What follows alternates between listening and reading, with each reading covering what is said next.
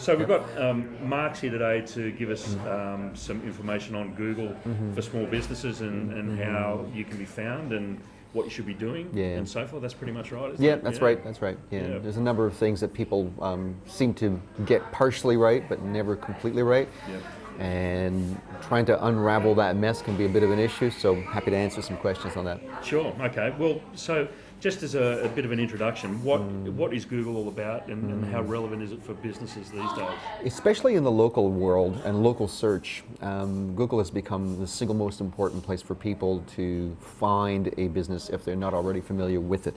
Because there are other platforms where people will usually market themselves. People will create, businesses will create a website, they'll get a social media presence such as Facebook, which is obviously very popular and very good to do.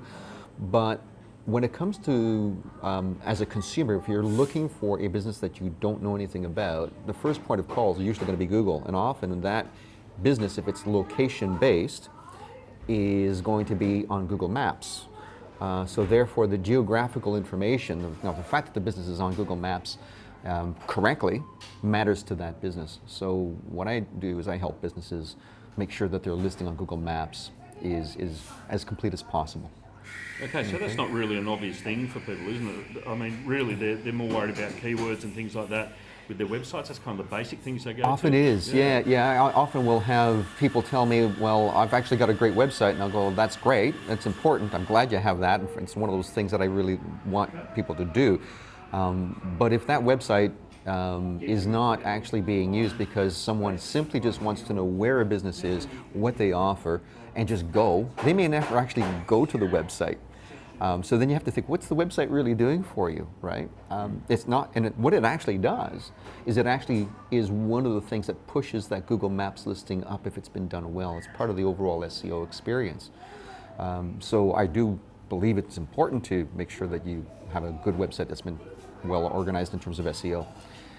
That's something that your web developer has to do for you. I don't do that part of things, but definitely getting your Google Maps listing thoroughly completed and very well established, and staying on top of it is very, very important. It's the first point of call I tell people if they're actually starting a business and they're a location-based business or a local business, sort that out first. It's the easiest thing to sort out, and it's free, which is one of the great benefits.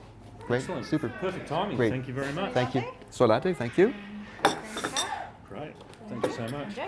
I should just mention that we're at Cake and Plate at Niagara Park today, and this is one of my favourite haunts. I think it's a great little comfortable place to. I've been here a few times myself. Absolutely, yes. That's good. So you're pretty particular with your coffee. Yes, so, I am. Yeah. Must be pretty good. It is. It's very, very. It's a choice location.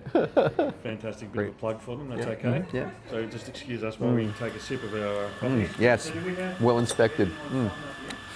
I think I should continue on with the video with a bit of, bit of a moustache. Call it a bit of proof. There you go. That's right. Excellent. That is fantastic. Thanks, ladies. Awesome. So where were we, Mark? That diversion. Yeah, sort of. Talking about how people actually can use Google Maps as a free listing.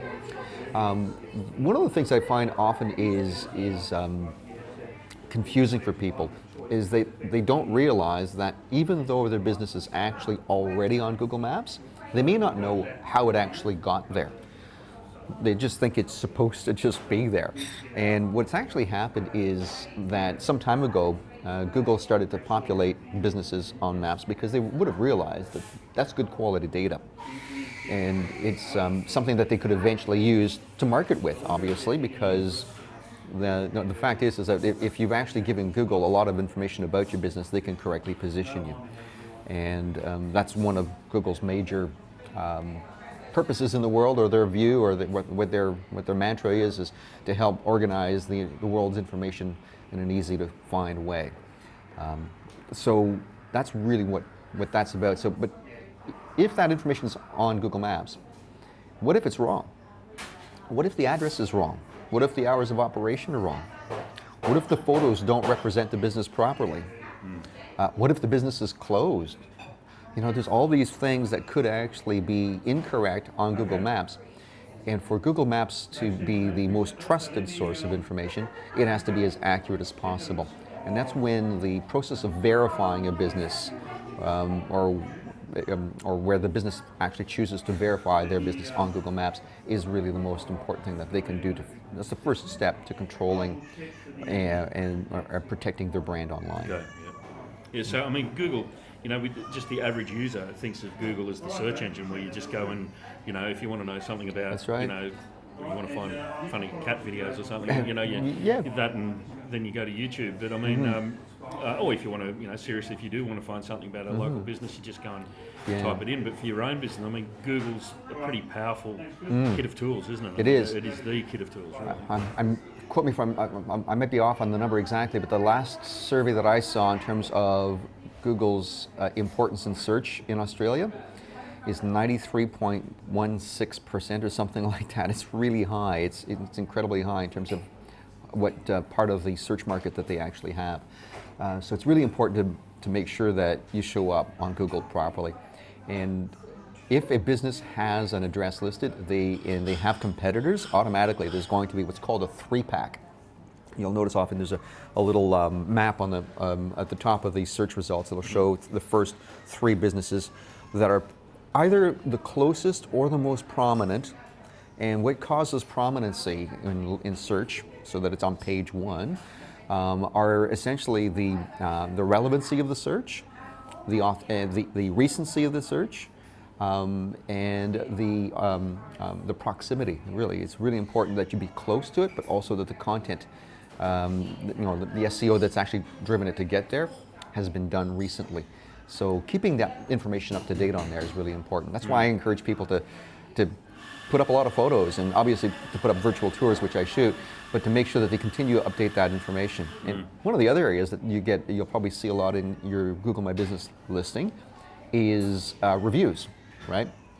Inside of reviews, you'll probably notice that some reviews are new and some are older, and if you're like me, you'll probably read the more recent reviews first. That's right, yeah. Because that's what's probably going to be most trustworthy, okay?